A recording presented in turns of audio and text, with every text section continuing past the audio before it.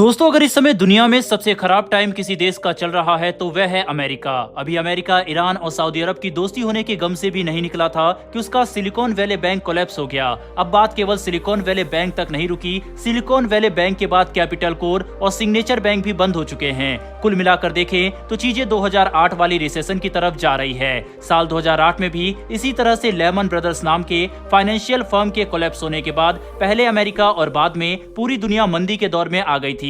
वो recession America के लिए केवल इकोनॉमिक फ्रंट का चैलेंज नहीं था। 2008 की रिसेशन के बाद वर्ल्ड ऑर्डर में एक बड़े चैलेंज देखने को मिले थे। इस रिसेशन के बाद अमेरिका का डिक्लाइन और चाइना का राइज शुरू हुआ था। दोस्तों, रिसेशन हमेशा से वर्ल्ड ऑर्डर को चेंज कर देती है। फर्स्ट वर्ल्ड वॉर के बाद भी आए ग्रेट डिप्रेशन से बड़े बदलाव देखने को मिले थे। उस समय ब्रिटेन का डिक्लाइन और यूएस का राइज शुरू हुआ था। उसके बाद यूएस लगातार वर्ल्ड पावर बना रहा। ऐसे में यदि सिलिकॉन वैली का मामला किसी ग्लोबल रिसेशन का रूप ले लेता है तो वर्ल्ड ऑर्डर में फिर से उलटफेर हो सकते हैं। क्या अमेरिका के दिन अब लग गए? क्या चाइना अब दुनिया पर राज करेगा? ये सब जानने के लिए अभी आपको थोड़ा इंतजार करना पड़ेगा, लेकिन लक्षण तो वैसे ही दिखाई दे रहे हैं। चलिए आसान भाषा में समझते हैं कि एक बैंक क्यों कोलैप्स होता है और एक बैंक के कोलैप्स होने के बाद एक बैंक क्यों बंद होने लगते हैं। दरअसल दोस्तों, एक बैंक लोगों से डिपॉजिट लेता है और उसे निवेशकों को ब्याज पर देकर मुनाफा कमाता है। बैंक ये मानकर चलता है कि सारे डिपॉजिटर एक ही बार आकर अपना डिपॉजिट नहीं मांगेंगे, लेकिन जब डिपॉजिटर को संदेह हो जाता है कि बैंक सही से काम नहीं कर रही और बैठने वाली है, तो ये सारे डिपॉजिटर बैंक में एक ही बार जाकर अपने पैसे मांगने लगते हैं और इससे बैंक कोलैप्स हो जाता है।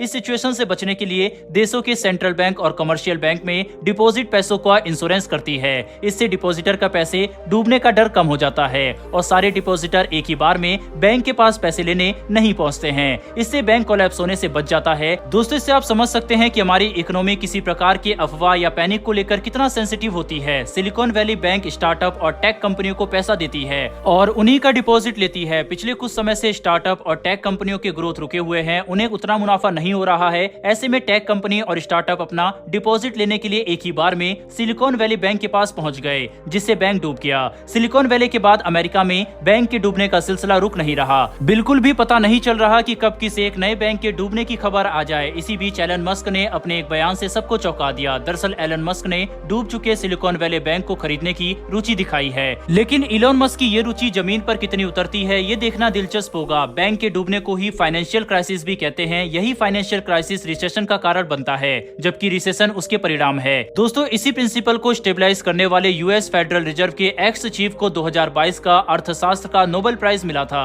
इसीलिए फाइनेंशियल क्राइसिस को एक गंभीर संकट के रूप में देखा जाता है। वहीं अमेरिका का बैंक रेगुलेटर एफडीआई ने सिलिकॉन वैली बैंक के निवेशकों के इंटरेस्ट सर्व करने के लिए एक नया बैंक बनाकर उसमें सिलिकॉन वैली बैंक का सारा पैसा डाल दिया है। इससे सिलिकॉन वैली बैंक के डिपॉजिटर को तो पैसा मिल जाएगा, लेकिन एक के बाद एक बैंक डूबने का सिलसिला शायद नहीं रुकेगा। वहीं दुनिया भर के स्टॉक मार्केट में इस फाइनेंशियल क्राइसिस के इम्पैक्ट दिखने लगे हैं। कनाडा, यूके सहित दुनिया भर के शेयर बाजार में गिरावट दिखने लगी है। दुनिया भर के देश अपने फाइनेंशियल मार्केट को प्रिवेंट करने की जुगाड़ में लगे हुए हैं। इस फाइनेंशियल क्राइसिस से पहले ही दुनिया में रिसेशन आने की बहस गर्म थी।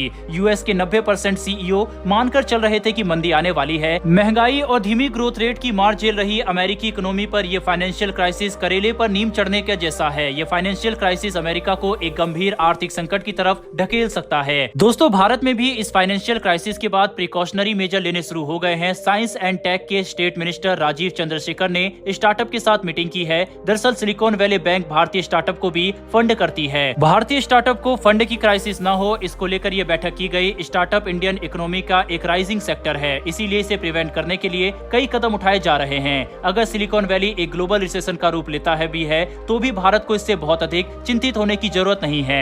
2008 के ग्लोबल रिसेशन का भी भारत पर उतना प्रभाव नहीं पड़ा था। दुनिया भर में धीमी ग्रोथ रेट के संकट के बीच भी इंडियन इकोनॉमी अच्छा परफॉर्म कर रही है। भारत एक रेजिलिएंट इकोनॉमी बनता जा रहा है। हाल ही में हमारा यस बैंक भी डूब गया था, लेकिन हमने बड़ी कुशलता से उसे बचा लिया। अमेरिका के जैसे एक बैंक डूबने के बाद एक एक करके हमारे यहाँ बैंक नहीं डूबने लगे थे। लेकिन एक बात तो साफ हो गया है कि अमेरिका की हिंडनबर्ग जैसी प्राइवेट फर्म दुनिया की इकोनॉमी पर जितना ध्यान रखती है उतना अपने देश पर नहीं। दुनिया में जब भी मंदी आती है उसके जिम्मेदार पश्चिमी देशों का फाइनेंशियल मिसमैनेजमेंट ही होता है, लेकिन इसका खामियाजा पूरी दुनिया झेलती है। वहीं पर दोस्तों, अब ऐसा अनुमान भी लगाया जा रहा है कि अमेरिका को $620 बिलियन का नुकसान झेलना पड़ सकता है। बहरहाल अब ये देखना काफी दिलचस्प होगा कि अमेरिका इस संकट से कैसे अपने आप को बचाता है। बहरहाल दोस्तों, इस वीडियो में इतना ही। इस विषय पर आपकी क्या राय है कमेंट बॉक्स में लिखकर जरूर बताइएगा। साथ ही हमारी आने वाली डेली ऐसी वीडियो के लिए चैनल को सब्सक्राइब कर बेल नोटिफिकेशन अवश्य दबा लें। फिर मिलेंगे ऐसी एक नई वीडियो के साथ। धन्यवाद। जय हिंद।